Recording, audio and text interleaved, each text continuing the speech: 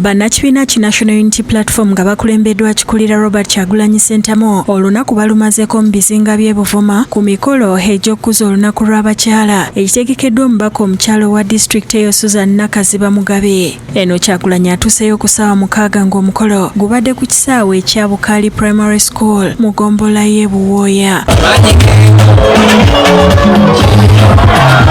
Mu kkuza olunaku lw'abakyala omubaka Mugabe abawadde ebintu eby'enjawulo mubadde n'ebitanda by'eddwaliro 5 n'emifaliso mu ddwaliro lye yazimbye n'alikwasa gavumenti eriddukanye. Asizza gavumenti officially bateekemu abasawo bateekamu n'eddagala ne beeyama chairman wa district mukulu Adrian Dungu n'agamba nti eddwaliro ku Lwokusatu mujja kubeeramu abasawo ne ku lw'abantu bavuma bonna twasiibye n'ebitanda n'akabonero akatono akakaweefube waffe okulongoosa ebyenzijanjaba.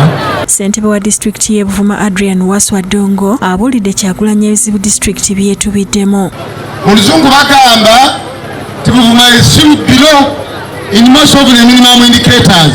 Tulina emiruka 18 nga temuli ssomero lya gavumenti. Ssaabawandiisi w'NUP David Lewis Bongoya asabye abantu b'e Buvuma obutaggwaamu maanyi bajjumbire okulonda mu kalulu ka 2026. Olukusooka n'okola ki? Kola olunaku lw'okulonda. Tubasaba mwenna muveeyo mukole ki?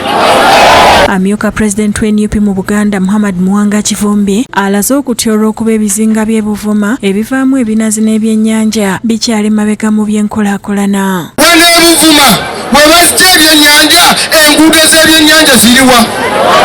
Waliwo amasannyalaze g'ebyennyanja galiwa?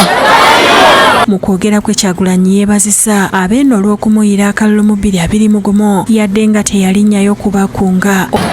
Temwandabako saayogerako nammwe mu 2021 ne mwampa obululu temwakoma kunze ne mulonda n'abakulembeze ne mutulondera omubaka omukyala owakabi. Mwebale nnyo mwebalire ddala. Onera yennyamidde olw'ensonga ez'enjawulo ezinyigiriza bannabuvuma.